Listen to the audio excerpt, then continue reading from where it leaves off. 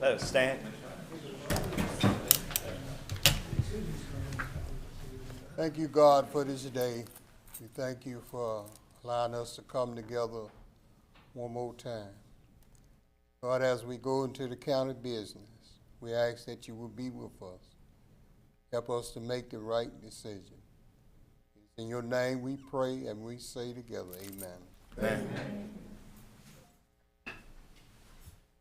I pledge allegiance to the flag of the United States of America and to the republic for which it stands, one nation, under God, indivisible, with liberty and justice for all.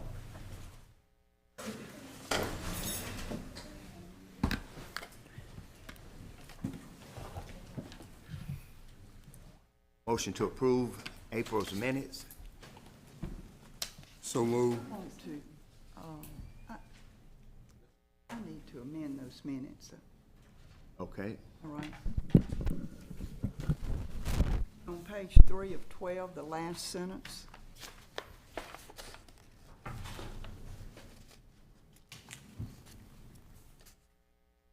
I don't think that motion is clear enough to, if it were read somewhere down the line. So I think we need to be more specific with that language. Okay. And incorporate the requirement that we were talking about at that meeting. Right. And it would be a 20-foot buffer with an 8-foot fence, or a landscaped 20-foot buffer, or a 50-foot landscaped buffer with at least 8-foot evergreen trees between that commercial and residential area. Will you repeat the 50-foot, Jean? 50-foot with the 8-foot evergreen trees. Okay.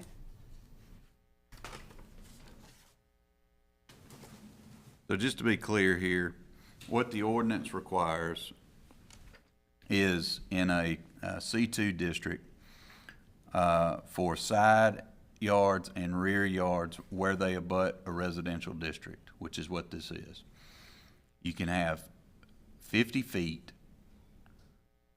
which shall remain open and be landscaped, which is, I think, what you have given the option of.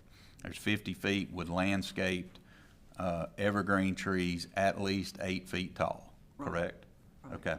Or you can have 20 feet, which that 20 feet remains open and be landscaped, and a fence approved by the zoning administrator on the side or the rear yards. Correct. And I think what you're saying is either of those things will do, but either way, you want 8-foot landscaped evergreen. Trees, if they choose that option, Yeah, either option. either option. But no, the trees only with the 50-foot buffer. Okay. Or 20-foot buffer with an 8-foot With a fence. fence. Okay. Exactly. Great. If that's clarifying your motion, Commissioner McCarty, you made the original motion. Let's see here. That was seconded by Commissioner Summerall. Correct. All right. And so you would renew your second to that. All Yes. right. Also, it's been brought to my attention that I have inadvertently misspelled Commissioner Summerall's name That's numerous okay. times through here. I will make those corrections as well. That's okay. All right, with those necessary corrections, all in favor? Who made that motion to approve? Reverend Brown. Okay. And the second, Summerall. Oh, Randy. Summerall? That too. Okay. All right, motion granted. Thank you. Motion to open public hearing. So move. Second. All in favor? Aye. Ayes have it, so it is. Dave? Yes, sir.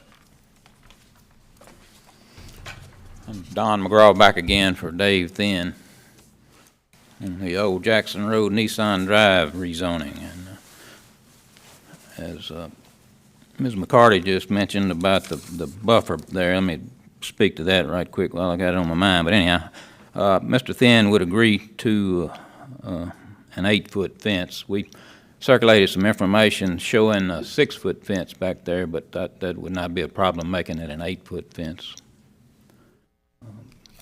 So that would be part of our application. Another matter, I think we circulated some renderings of the property. Some of them showed a diesel site on the back side of the convenience store where diesel trucks could come in, get diesel and that sort of stuff. And based upon the neighborhood's request, we have removed that, and so that will not be part of the site plan. The diesel tanks in the back, diesel pumps in the back of the store will not be there. Can I ask a question? Sure. Andy? Sure. So when they revise this, will we see it again or no? You can, whatever action you take today, you can, assuming you're going to approve it, you can approve it with these corrections, and it will be in the minutes that an 8-foot fence will be added as opposed to a 6-foot fence, and the diesel island in the rear be removed. If you want to, assuming you're going to approve conditioned on resubmission, I'm certain that Mr. McGraw wouldn't have any problems removing that or resubmitting. Okay.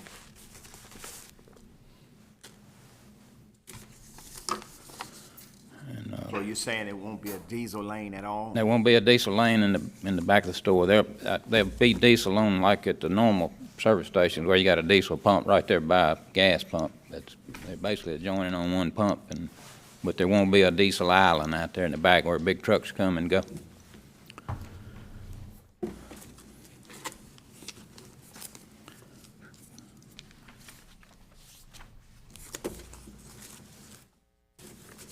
I have a question.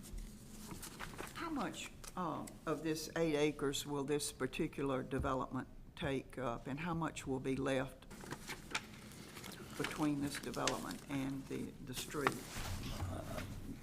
Based on what I'm looking at on this site plan, there's about 2.5 acres in the site that's drawn on this site plan. I think y'all, that layout plan, I think y'all may have gotten a copy of that.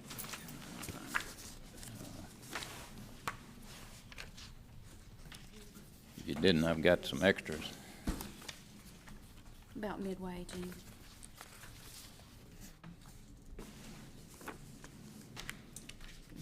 There are no plans to develop that green space? Not presently.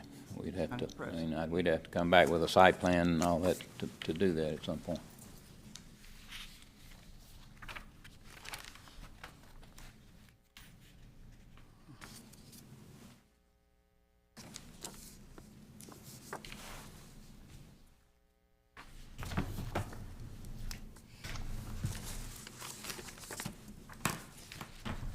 Any other questions? Any opposition?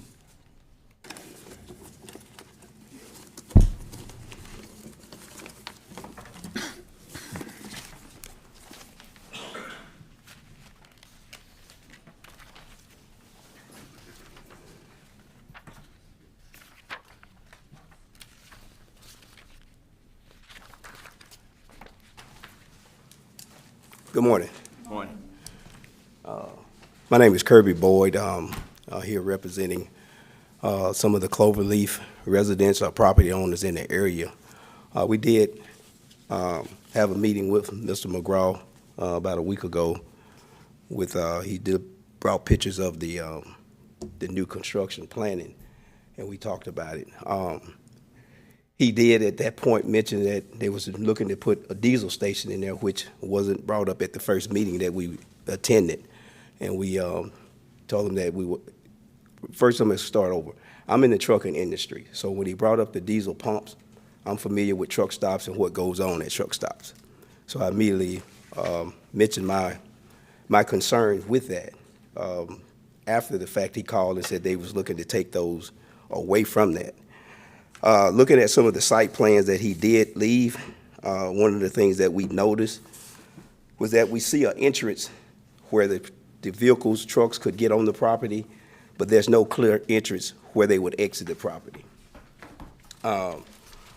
Also, the thing that I brought up to him as well is that I have some maps here that I did some research on my own, and that there's several of these facilities less than 2 miles from this property already. So we as residents really don't see a need or desire where another property, another construction, new constructions of this same sort would need to be built less than 2 miles from this property already.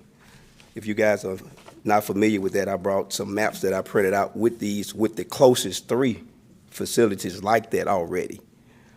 So there is also additional property in the area where these properties are already, that are already zoned C2. So we're not understanding why the client can't go and purchase property in a C2 area already instead of trying to develop some agricultural property to build this facility.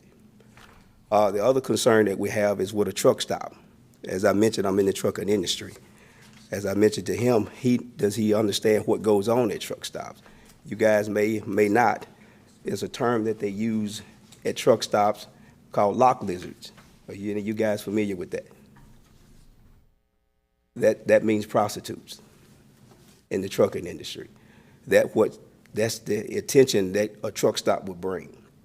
Also, if you guys haven't been out there in that area, they built some apartments on the east side of the interstate, which uses Old Jackson Road to intertwine with Nissan Drive. Immediately after they built those apartments, the traffic exploded. I had to reach out to Mr. Peterson of the MDOT, as well as the Sheriff Department, to get trucks removed from parking on the side of the road, which was causing a tremendous safety hazard for drivers, ones that live in the area and the ones that work at Nissan. Probably before the apartment, with just the Nissan traffic, we've already had a few fatalities with the increase of traffic on Nissan Drive. So can you only imagine what building a truck stop or a gas station in that area is going to do for us, the traffic? So with my knowledge as well, reaching out to MDOT about this new property, which they're going to come in on the tail end of this to make sure that this property is not going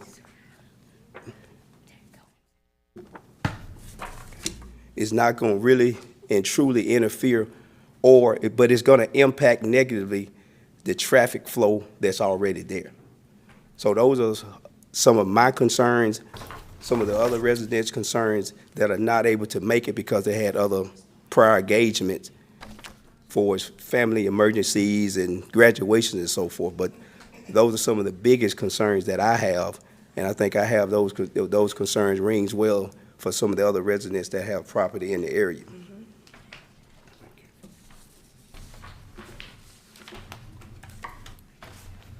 Mr. McGraw? Want to address Can I that? speak before he comes, because he may could address this too.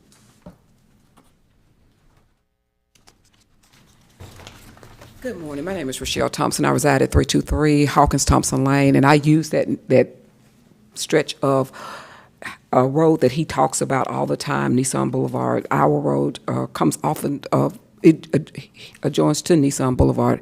And as he said, the traffic is extremely high, and once the apartments building was built, it has pretty much doubled or tripled.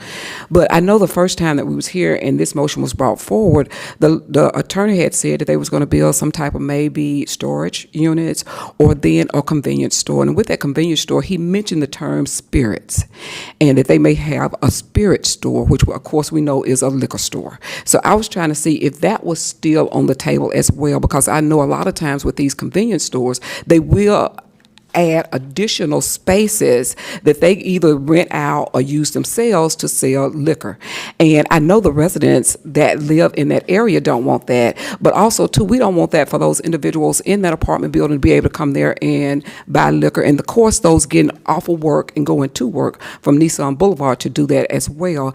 In addition to Germantown Middle and High School is probably about a mile away from this particular site. So it would be very easy for students to travel to this particular store, if it is a liquor store, to purchase liquor where people may not know them. And those are some tactics that students will use. Also, too, these type of stores bring things like vaping, which we know is an epidemic, well, you all may not know, but it's actually an epidemic in schools and for youth. So those are some of the other concerns I just think that may need to be taken into consideration if that language is still there, that some type of spirit store may be allowed on the site. Thank you. Ma'am, I know you've been here before. I'm sorry I didn't catch your last name. Thompson. Thompson, got you. Thank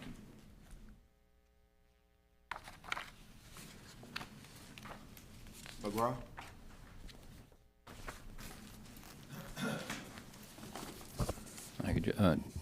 Just speaking to Mr. Boyd, as I had told him earlier this last week, any mention of a truck stop's been removed. There will not be a truck stop there. There won't be diesel tanks there for trucks to fill up. So if a truck meanders in there, he's gotten up into something he ought not be into other than trucks having to deliver and pick up items from the store. So it will not be deemed a truck stop. There won't be diesel tanks there for trucks to use. So I don't think that would ever come into play. As to the wine and spirits, that is still on the table for Mr. Thin to have that store there also. So that's part of his plan, is to have the convenience store and the wine and spirit store.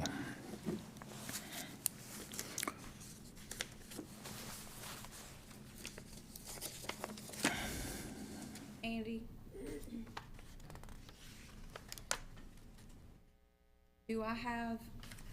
Can I request that be defined before I vote, that the liquor store would be implemented in that store or not, or is that beyond what I can request?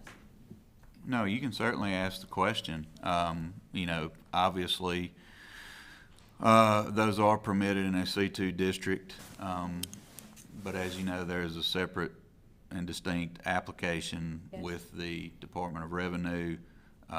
There are certain Submitted, right? No. There are certain distances required, from churches, daycares, that types of things, schools, yes. Just from my cursory review, I do think that this would meet the distance requirements. They measure door to door. So they would measure from the front door of the school to the front door of this facility. Based on what I'm looking at, I don't think that would prohibit from going there, but to answer your question, you certainly have the right to ask all of those questions. And I think Mr. McGraw has confirmed that is in the plans. But it was not in the initial submission. Did I miss it? It was shown on I think it was shown on the little initial site plan, but maybe not. But I know I talked about it the last time I was here, because I remember Mr. Boyd discussing that also. I don't remember seeing it in my document, so I just wanted to ask. It should have been shown on the little layout plan. I know there's already a liquor store pretty close to Germantown. Is this going to be closer in proximity than the one that exists already? It'll be further away. Okay. I think there are about 2, maybe 3 in that general area south and west of the interstate, somewhere there. Remember seeing anything in the initial plan? Did you remember seeing anything in the initial plan for the liquor store? I just Discussed it, so it must have been there, because we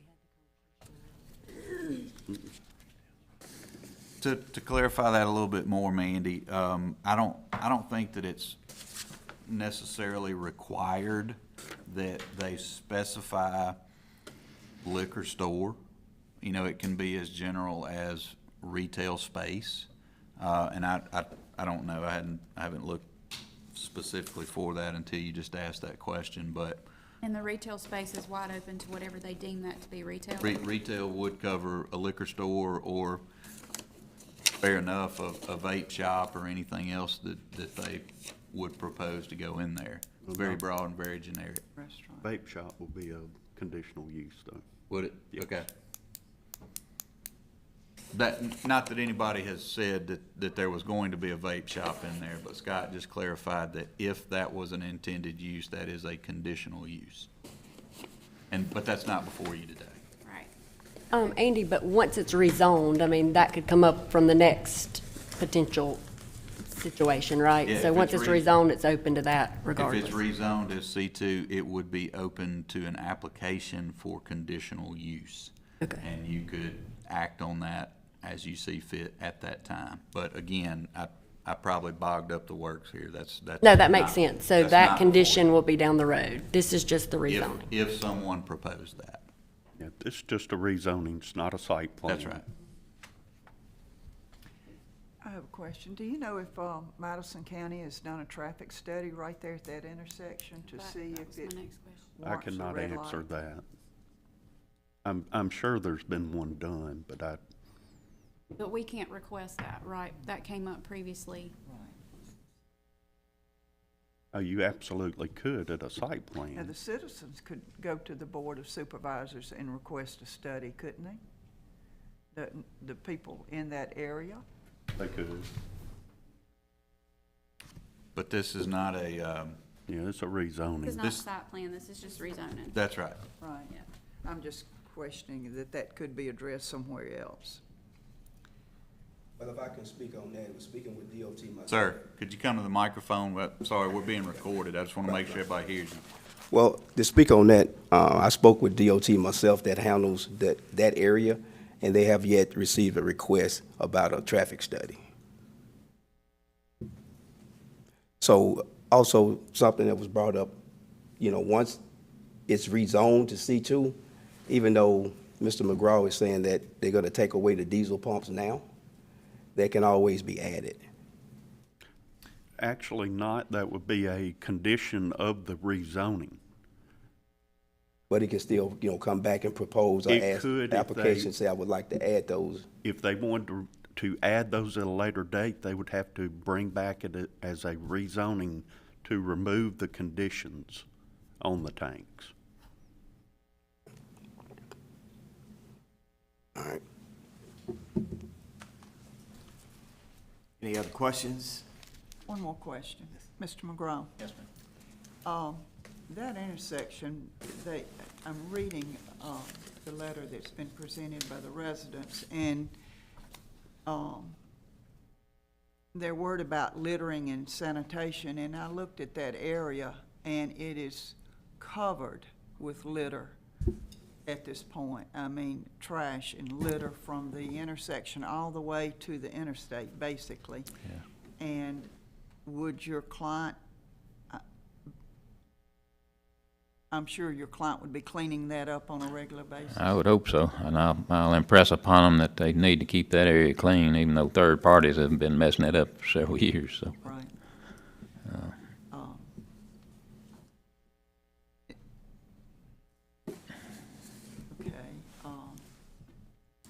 Okay.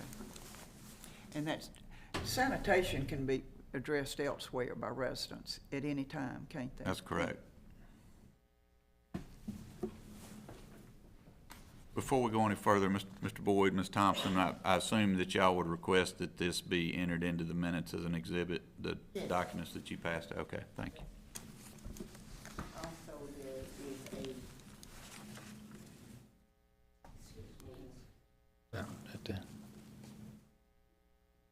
there is where you got some signatures.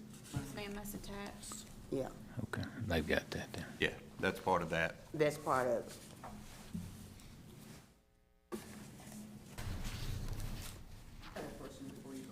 Come to the mic.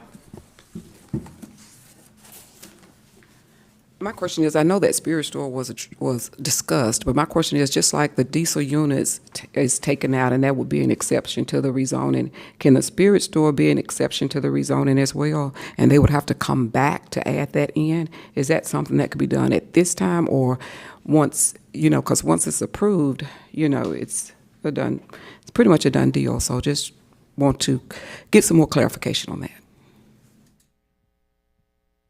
That's up to the commission. If you're approving with conditions, you can approve it with any conditions that you want to.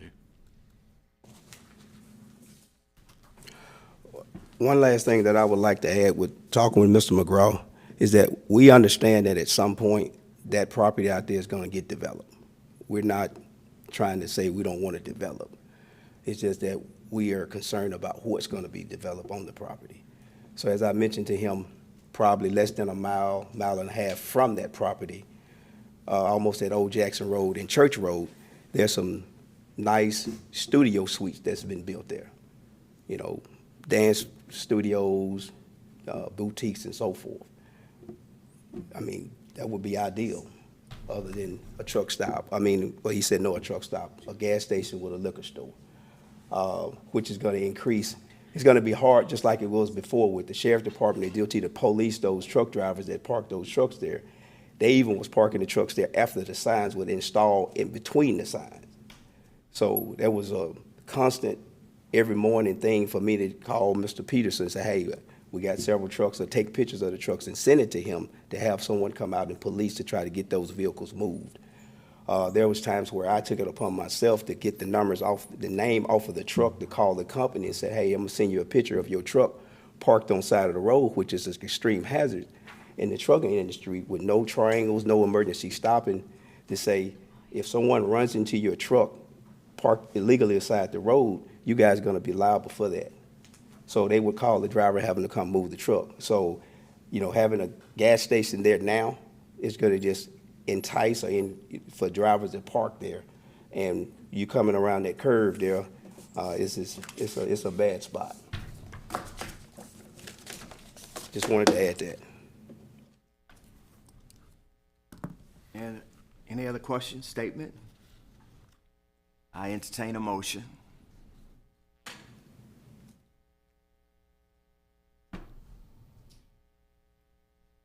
Andy, you're gonna have to help me on the wording of this, but I do have a couple of conditions if we were to move to approval for me personally. I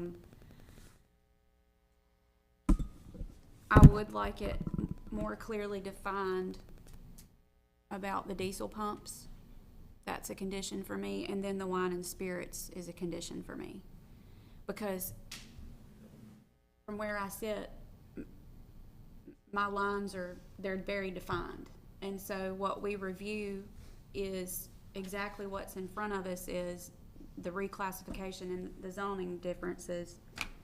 And when we start getting into the minute details, there's only so far we can go before it goes to the Board of Supervisors. So I do have the same two concerns that you do, and I would like to include those as conditions. So you would approve the rezoning on the condition that, one, there be no diesel island, Correct. but obviously they can sell diesel at the regular pumps, That's right. but there are no separate diesel island like there would be at a truck stop, and that your motion is to approve with the condition that there be no liquor, wine, or spirit sales? Correct. Okay, so that would be your motion.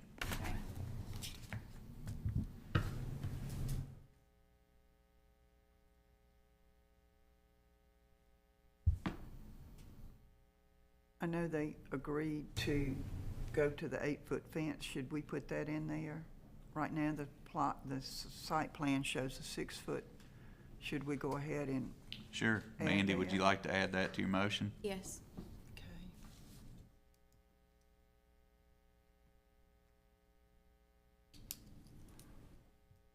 Okay. Yes, ma'am. Wait a minute, we've got a motion on the floor before there's any further discussion. we either need a second, we need a substitute motion, or no second, and it fail, whatever. We need to act on the motion that's on the floor. I'll second that motion. It has been moved and properly second with those conditions. All in favor? Aye. Ayes have it, so it is. I know we was addressing the wine and spirits, but also to the vaping or CBD store. I know sometimes those are attached as well. And I don't know what the county ordinances may be for those type businesses, but I do know they're in some city limits. So, you know, they could take out the liquor store, but now put in a vaping or CBD. So just wanted to, because that would be very detrimental to that area as well. I'm sorry, I didn't mean to cut you off. In the event that they or anyone wants to put a vape shop, CBD, whatever you're talking, those things that you're talking about, in any C2 district, they have to come before this commission with an application for a conditional use. So that is not an automatic, they could not submit a site plan for that without having obtained a conditional use to move forward. Thank you all. Ms. Irene Gray?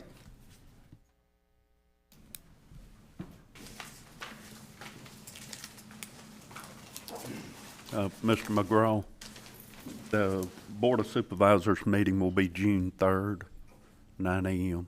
And just to the audience here, anything that passes today goes on the June 3rd meeting. That way I won't have to repeat it every time.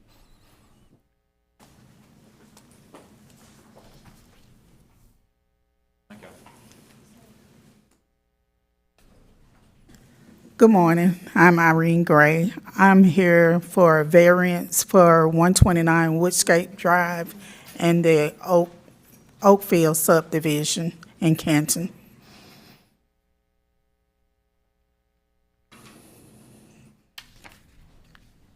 Could you explain the problem? The problem is the setback for the backyard. When we built the house, when we got it approved, the plans approved, we didn't have a shed or a patio. We had a patio, but we enclosed the patio and made it out of a sunroom. And we added another patio with the shed over it, just an open shed over it.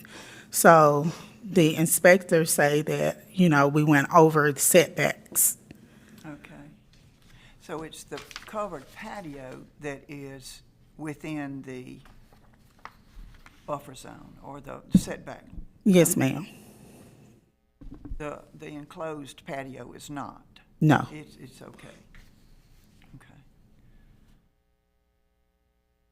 So what's behind you?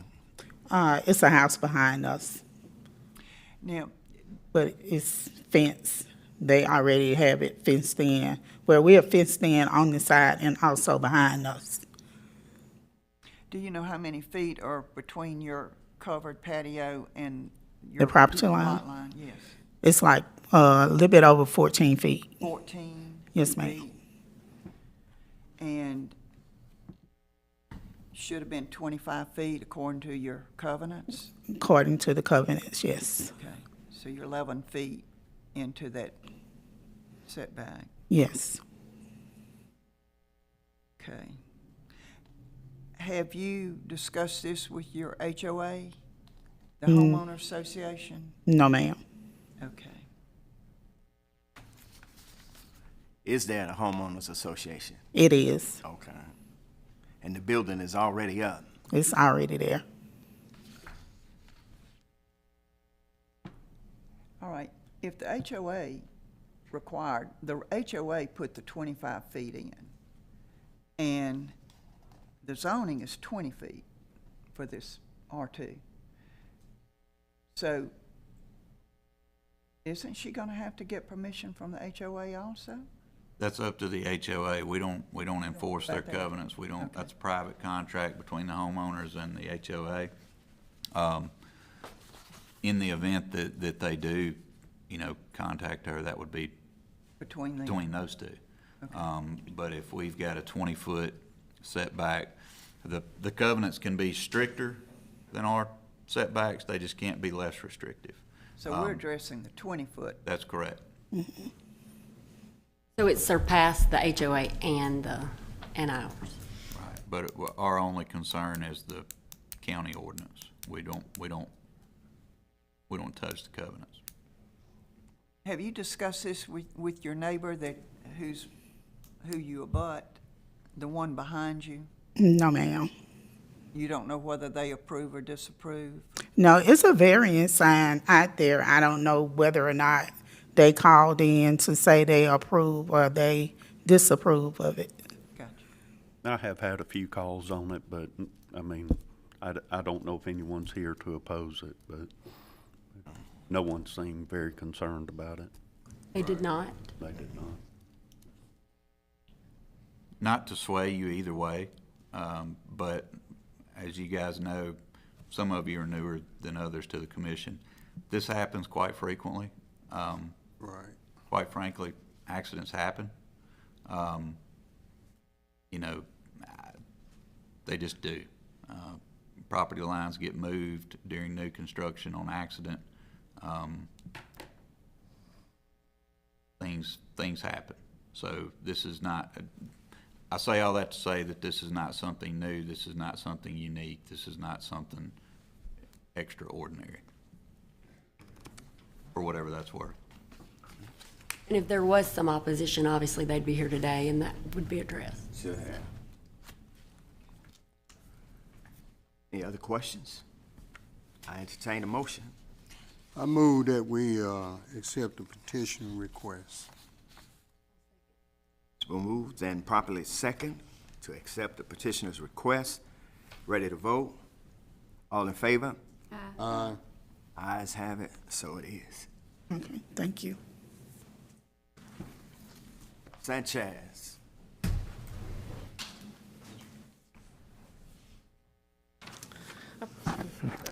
Good morning, everyone. My name is David Uribe, my wife, Tomasa Sanchez. We're here basically to ask for approval to rezoning over 5 acres that we have in Mainzel Road. She already has a daycare there. We have a couple buildings. And we are planning to repurpose one of the buildings for a commercial service, like a lawyer's office or doctors or insurance company. We have seen the impact, the good impact that the veterinary has, the dental office, the daycare. So we would like to bring another service for the community, and that's why we're here.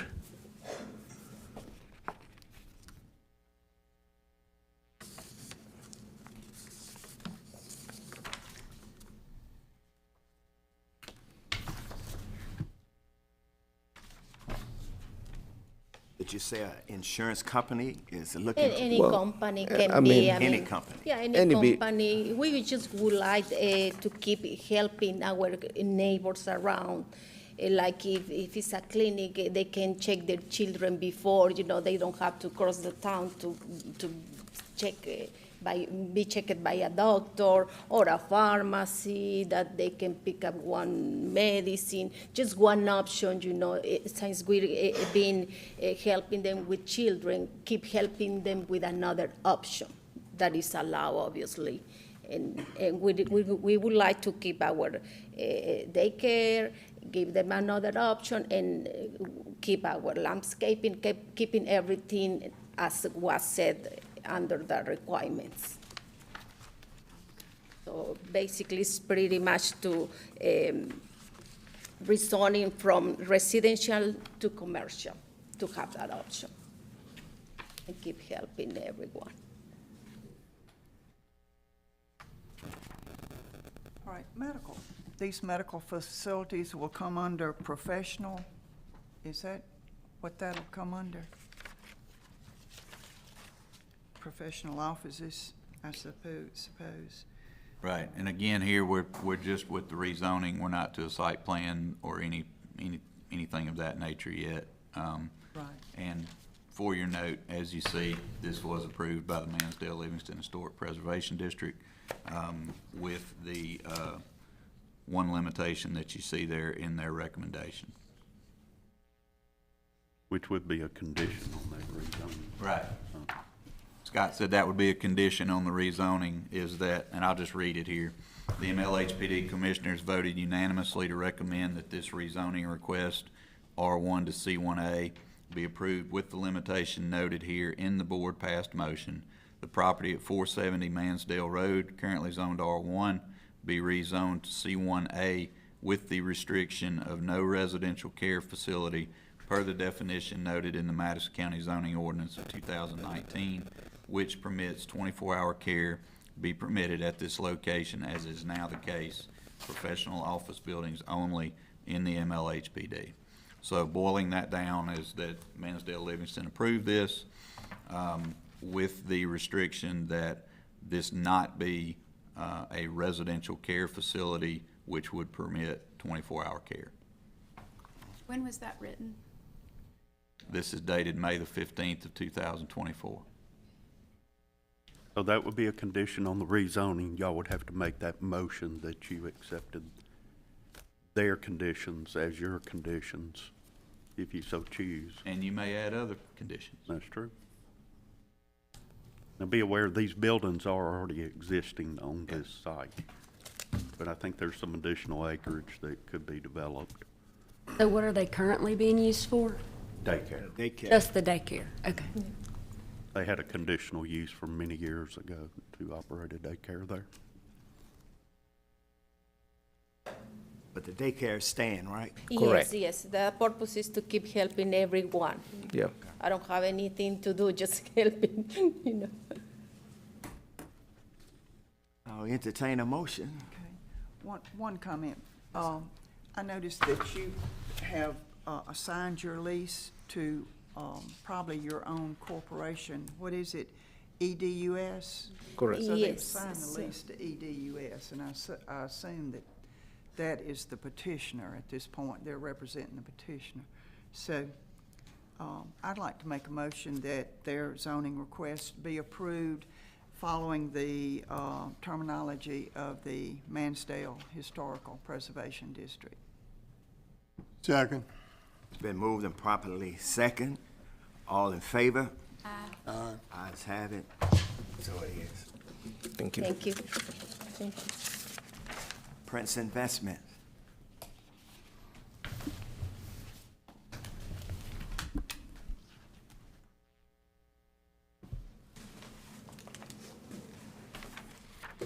Good morning. How are you guys?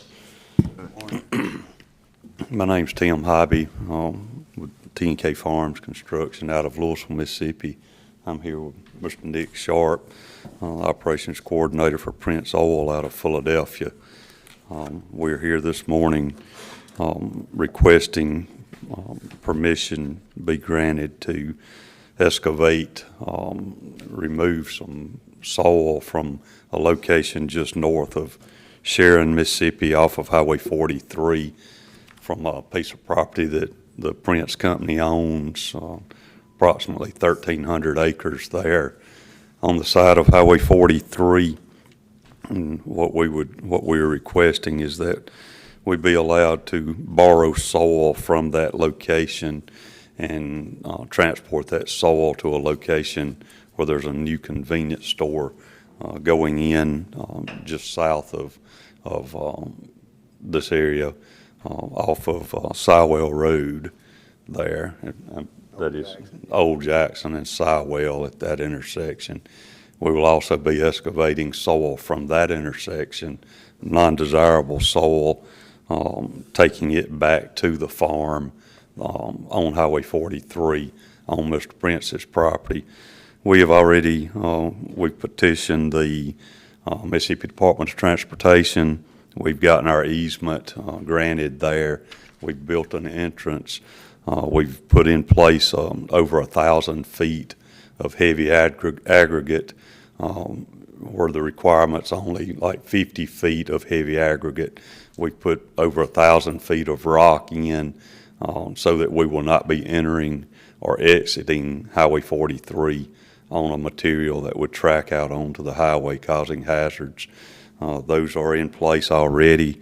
The construction of that drive, it was a current and existing drive, and MDOT approved the widening of it so that we could transport in and out heavy machinery, as well as our trucking practices going in and out, entrance and exit to Highway 43. I have also spoken with with the county board supervisor here, Mr. Paul Griffin, in District 5, regarding this situation and request. He is the one that has guided us through this process, getting us started with Scott on the process of getting here today. He has, because it is a state highway, the entrance and exit onto a state highway, he said it would not be affecting his county road system at all, and we would be traveling with our trucks on state highway right-of-way from point A to point B. We have in place already our permit from MDEQ. We have gone through the filing process to get a small construction stormwater reclamation plan in place. We have that also registered with the state MDEQ. They've accepted it. We have our permit for mining from the MDEQ. We're currently just awaiting the Madison County permission and permit to be done to be able to proceed forward with this new construction. And if you guys have questions, this is a 69-page file that I did not print 69 pages to hand to each one of you this morning. If you'd like to see the permits or any of it, I'd be glad to share it with you. All stormwater concerns have been answered. There's a 140-acre private lake on the property, in the center of the property. The location where the excavation site will be, that we will be borrowing soil from, that site is in the middle of the property. It's going to be actually on the northeast side of the property, and any and every drop of stormwater runoff goes into their 140-acre private lake. We've already put our stormwater drainage systems in. We have our erosion control in place. The piece of property that's going to be excavated is a large hill, a large elevation there that we're going to shave down, use the soil for the new construction on Sowell Road, and then we will reclaim 100% of this piece of property back and make a wildlife food plot out of the 1.5, 2 acre site that we will be borrowing the soil from. And there's no runoff to be, worst case scenario, quarter of a mile away. We may have a trickle of red sand go into a private lake that's owned by Mr. Prince. But we put enough measures in place to even prevent that 100%. All right. All of this paperwork talks about 1 acre, and you just said 1.5 to 2. Do we need to rethink that? Our engineer that designed this, he just randomly used 1 acre. We are going to be within the limits of 1 acre. However, reclaiming and recovering our topsoil, we may need to amend that and ask for 2 acres in that process, because we're going to have to stockpile, excuse me, we're going to have to stockpile our topsoil off of that 1 acre site, and then we will reclaim it using that same topsoil. And it's in the middle of a harvested cutover. The timber's been harvested off of this site for about 2 years now. So we may have to deal with overflow of topsoil on more than the 1 acre. The DEQ regulations have a 4 acre or less exempt permit. Okay. Which this would fall under. So, if they're within that 4 acre area, they're fine. So we And need to make our a condition for MDEQ that? permit does allow for 4 acres. We've got the permit from the state for 4 acres.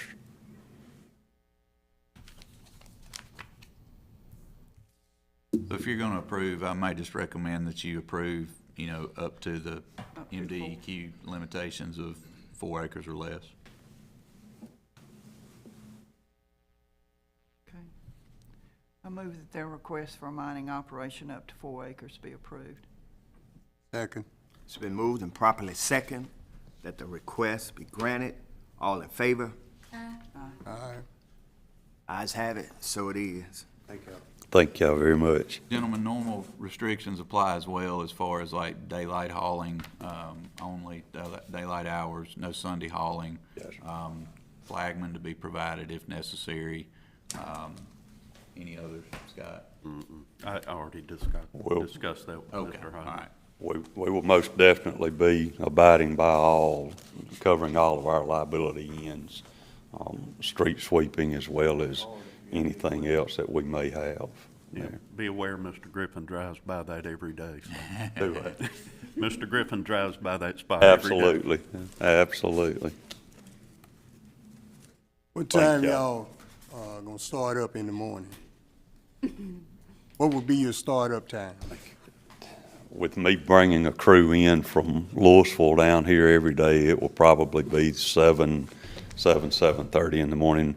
We try to be very mindful of our school bus traffic. Hopefully, this project's going to be handled during the summer months to when we would not have to be concerned with school buses. But should that happen, we will be very mindful of the school buses as well. Okay, good. All right. I've also kind of put in place that the company we're dealing with wanted to use more trucks. We cut the trucks in half, so there's not as many coming up and down the road. We're gonna try to use 20 trucks to transport the dirt back and forth. The builder wanted to use How many you gonna 40, try to use? 20. That's a lot of trucks. Builder wanted to use 40. So I tell you, we're not gonna run that many up and down the road, so. All right. Thank you. Thank you. Barrett? Gaston Barrett?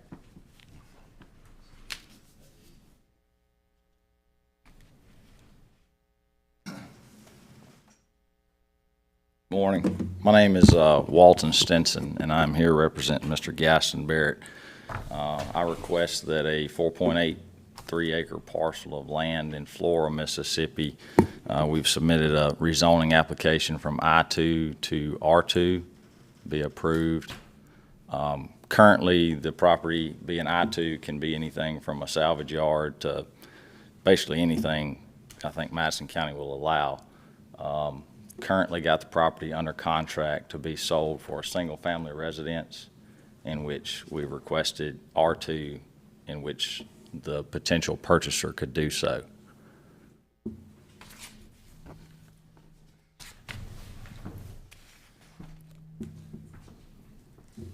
Is there any industrial growth in that area, right there in that neighborhood at all? And it's been, Is the only thing really right there that is industrial, I think there's some in the, up there on Kearney Park Road, you had the old Southland container it's just that structure container. and a couple more, but it's nothing new coming in. This parcel, so this current owner has had it since, I believe it's 86, I think I told them 83 earlier, but he bought a lot of the, it was MRS Manufacturing, I don't know if it went bankrupt or what, back in that time period, and it was a lot of industrial. And ever since then, I don't think it's been anything, but, you know, I don't know if the current buyer has plans to develop it. Honestly, she's expressed she's gonna build a single-family home. She's an elderly lady trying to move out of the city, so that's the request for rezoning. And we currently have residential on the south side and a That's- church on the north side, correct? That's correct, yeah, so they're with, That land they're, on the correct, west. they're with the church. This current owner had a potential plan to do kind of what the subdivision is like on the south side, but in his age, he just decided to sell it. Of course, I actually didn't understand when I listed it that it needed to be residential generically outside of Madison County. You know, once you step up to another zoning, it mostly classifies everything under that. In this instance, it's industrial classifies, you can't put a residence on it. So downgrading would be considered an improvement to the area based off the current status of everything around it. The growth actually in that area is residential. Correct, that's correct. This would allow for 3 homes per acre, so in the event, I mean, it's a 4-acre wooded parcel. I'm not gonna say she couldn't split lots and sell it off. I don't think it'll ever get to 3 per acre density. But it could be 2 or 3. As far as I know, it's just gonna be 1. And no opposition from Mr. Reniker, the Reniker property? Next door. No, ma'am. Not that I'm aware of, unless he's in here and I don't know. Any opposition? I did get numerous calls on this, and as with all rezonings, we do have, you know, the requirements by certified mail return receipt. I do have all that information. I just didn't, you know, I've got the hard copies of that too, if I can, I mean. You can provide them to me, that's Okay. fine, but I did get your email. I did get quite a few calls, and unless they're here today, I have not had anybody that adamantly said they did not want it, but they could be in the audience. I entertain a motion. Can I ask one question? And I think me and you already. Sir, come on, yeah, there you go. Hey, my name's Joshua Watts. I'm the pastor of the church that's there near the property. My only question, and he and I actually spoke about it, is, and our deacons are just kind of concerned, there's a road, Memorial Drive. It's the main entrance to this property that he's talking about. It's one small little 2-lane road that goes from Kearney Park to Livingston Vernon right there, which is the main entrance also to how you get to the parking lot of our church. And of course, the only question I want to make sure is that this changing or this rezoning isn't going to stop or prevent traffic up and down that highway or that little 2-lane road. Because if it did, it would of course hinder entrance into our church. And I think you and I have talked about that, but I wanted to make sure that conversation was there. Yeah, here you go. Yeah. I know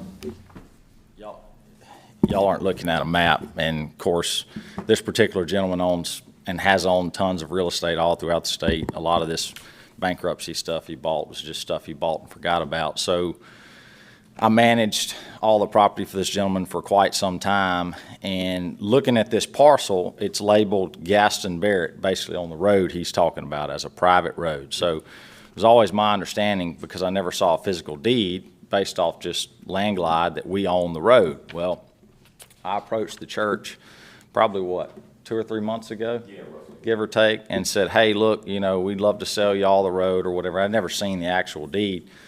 Further discovery, when MRS went out of business back in the 80s, that was the last thing they had. Nobody bought it, nobody wanted to buy it, it was a liability.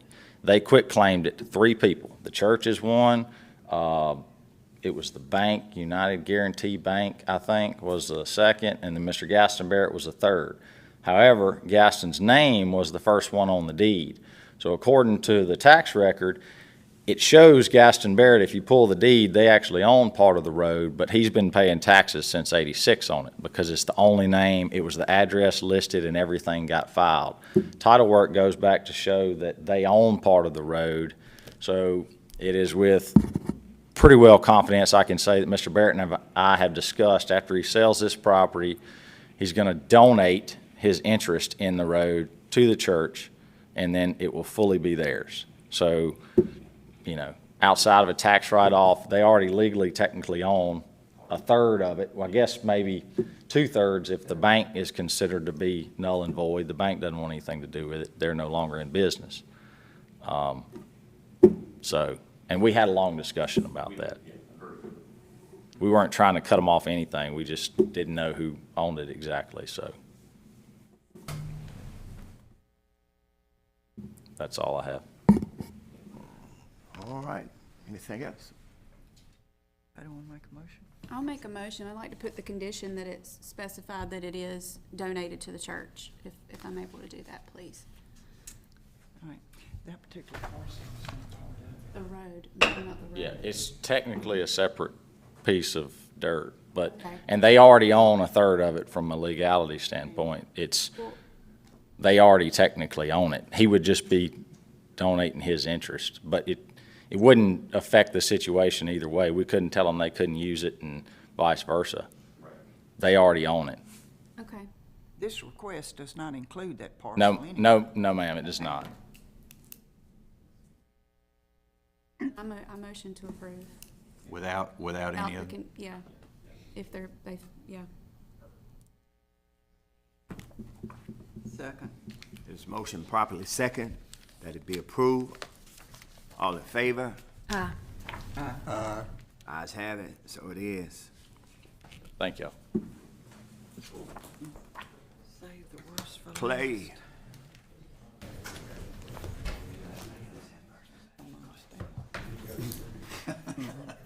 Technically, yeah.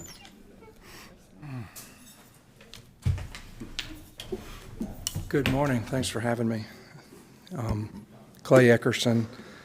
I own 10 1/4 acres on Davis Crossing Road, which is the north exit on I-55 that is Highway 16. Davis Crossing Road is the road that heads on the northeast quadrant. So trying to plan to build some storage units that will be a little more upscale, trying to get the area zoned to C2 now. And other than one, I'm beside the old mobile home dealership. That's the only business on any of those corners. So I'm trying to kick off the development a little bit with, it's a storage facility, but my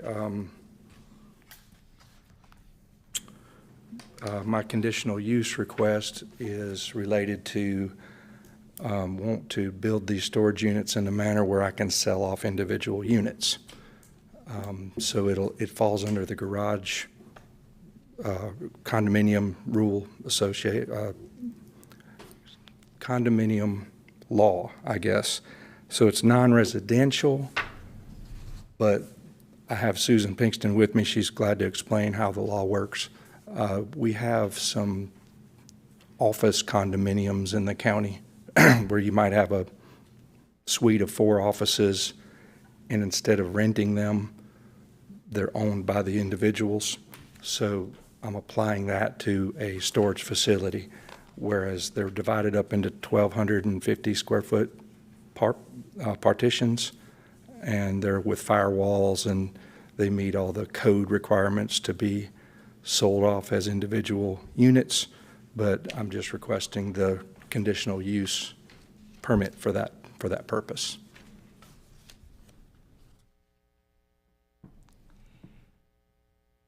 A storage facility is not allowed outright? It is. It's just the, normally people build storage units and they rent them to people. Like somebody like me might build a 12-unit facility and rent them to people.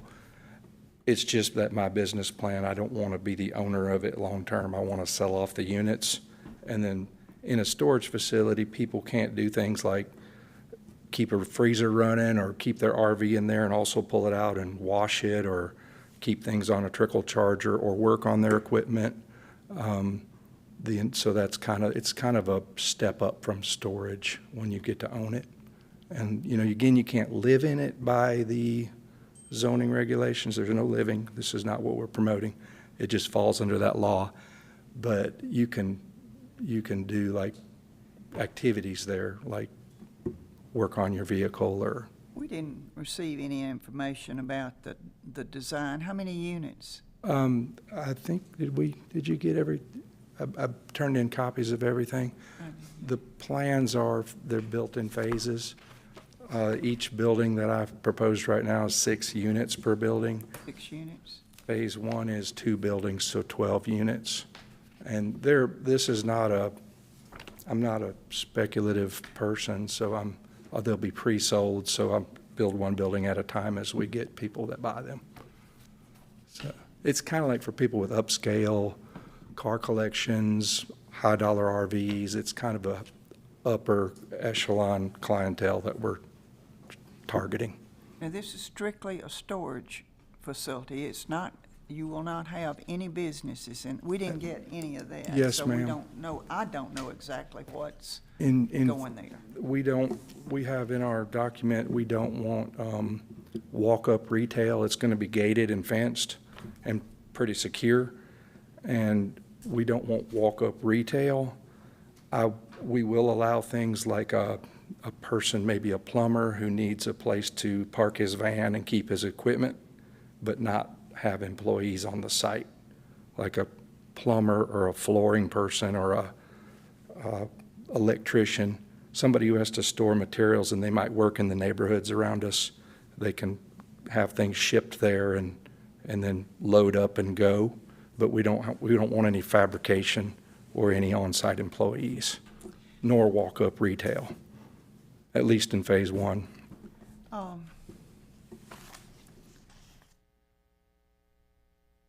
By the way, in your condominium documents, Yes, ma'am.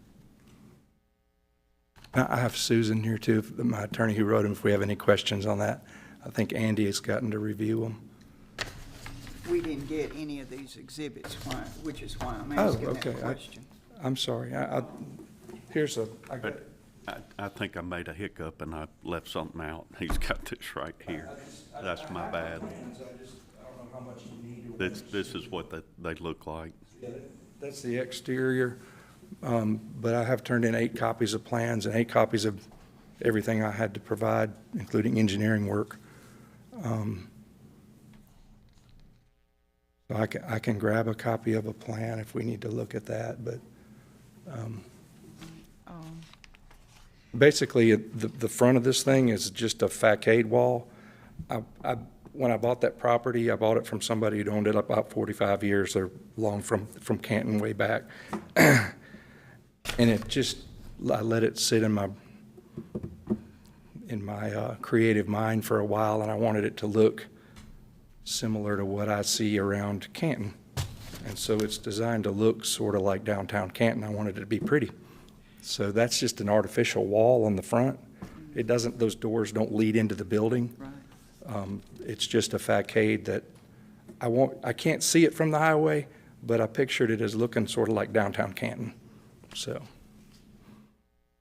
All right. And other than that, it's a metal building. okay, I was reading Yeah. your documents.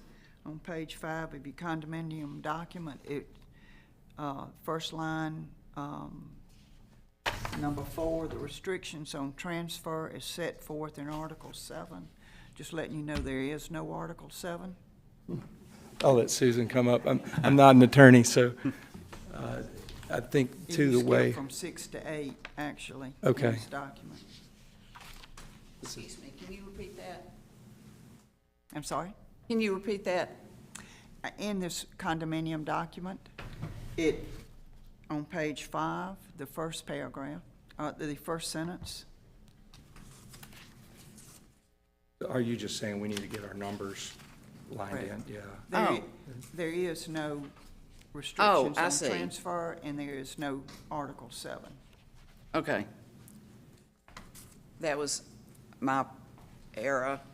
I was in the middle of changing from a 7-year secretary to a new lady that's very young.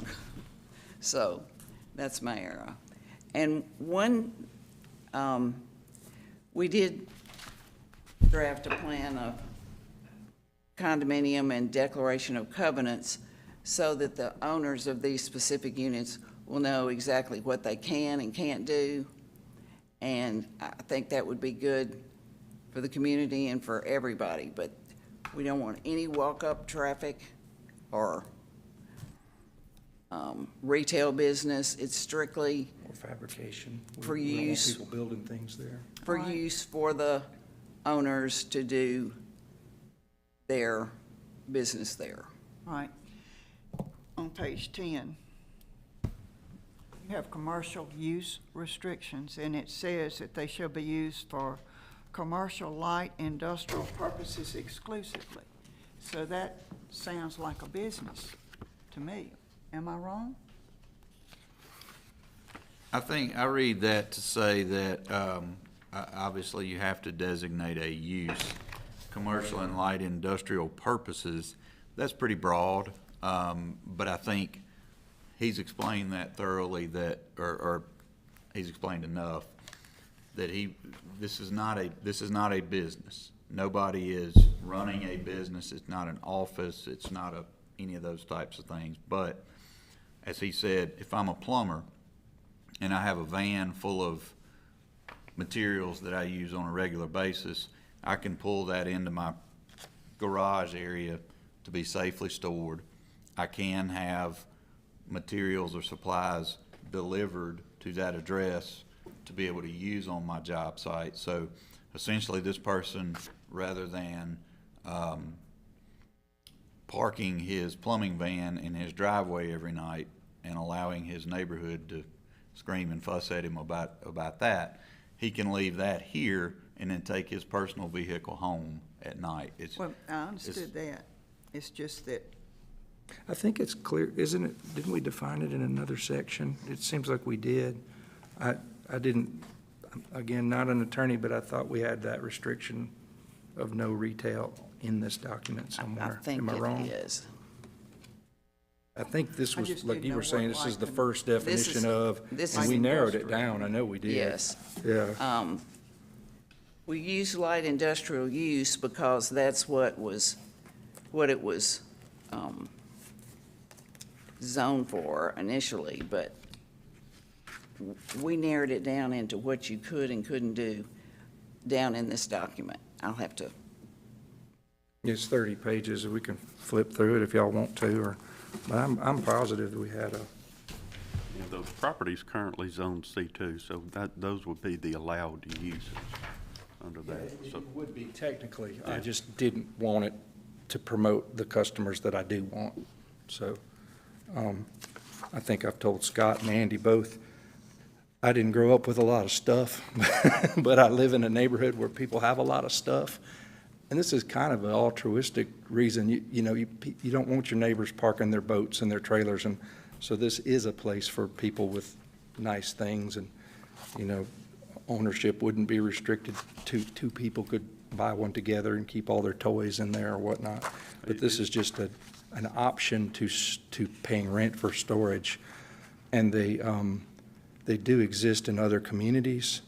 We don't have any in Mississippi yet. They're in Dallas, Houston, Florida, outside of Atlanta, and around Nashville, and places that have these. And they're pretty good investment for, obviously myself, or I wouldn't be doing it, but the people who own them, they can own them for a period of years, and they can then sell that too. So it's an investment for everyone. Clay, I got a question for you with the wastewater. Yeah. How is that going to be dealt with? Because these are individually owned, but, how have you addressed that with state? So I have a Mac Alford as my engineer, and did you guys have this letter from Mac? He did one letter of explanation. I could pass that around if y'all want to see it, but basically he has the plan for that as one. Each one of these things has a half bath in it, so it's just a toilet flush and maybe wash your hands, but I wanted to provide that so the places would be nice. And he's an engineer, again, defer to the professional, and he has this lined out to be one. It's a pretty big, I guess it's a treatment septic. We don't have sewer at the site, so he's outlined a 750 or 1,000 gallon per day unit, and then there's area on my site plan that allows for the sprinkling of the treated water. And again, it's 10 1/4 acres, so I have plenty of room for it. Do y'all want to see? Do you have that? Have you gone to the health department yet? No, it's not time for it right now. And we would apply for this as we are getting ready to do actual construction.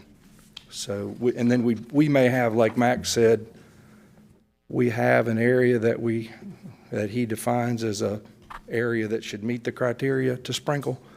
But if it doesn't, he's allowed extra room too. So we have enough property to sprinkle. That building has how many units? Right now, that building has 6 units, and it's, the shape of the property sort of a piece of pie, and I'm trying to build at the top and work my way down, so they could get longer, but this is just the first 2 buildings on Phase 1. So 12 total. 12 total units, yes, ma'am. So will they have 2 septic tanks or just Uh, one? Right now, he did.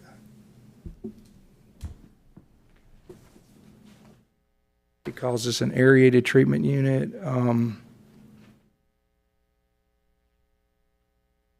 I think it's one of these tanks per building, but the sprinkling area can combine the tanks. I think, again, I'm not, civil engineering construction. I believe he said it's 2, each building will have 1 tank, but it'll be adequate for 6 toilets and 6 sinks, and actually with a big margin of error. But that, I think his concern was more having enough area to sprinkle, and that gets into whether the soil percolates and things like that. So this initial phase has got enough room for the 2 buildings. And then as we get to Phase 2, the lots get deeper, so those will probably have sprinkle areas in the back of them, would be my guess. But we can't do any of it without Health Department approval, and this just outlines how that gets done. Wish I had sewer. Any other questions? All right. Our zoning ordinance, if because he's going to, it's going to be a condominium development, our zoning ordinance requires him to come for a conditional use? For storage units, yes. For For that's all right. inside storage, that's the conditional use. That's why he's coming, for the storage unit, not in nothing else. Right. I That's think correct. It's My only- conditional use under 2202, subsection K, fully enclosed storage or warehouse with no exterior storage permitted is the conditional use that he's seeking here. Okay. So that's his question. All Yeah, right. technically, that's all I'm asking. Once we get building, we'll go through, things like detailed sewer and all that, so. Site It's plan. already zoned C2. I think the condominium thing kind of throws people for a Yeah, loop, it- because it is non-residential. It is not, and There it's, are no amenities for residential use there. correct. I understand that. All right. It just Entertain a falls motion. under that law, so. There a motion? I move that we will accept the petitioner request. A second. It's been motion and properly second to accept the petitioner's request. All in favor? Aye. Aye. Ayes have it, so it is. Thank Motion y'all. to close public hearing. So move. A second. Who was that? Me, Amanda. All in favor? Aye. All right. Motion to accept, June 13th. So move. I'll second that too. All in favor? Aye. Motion to adjourn.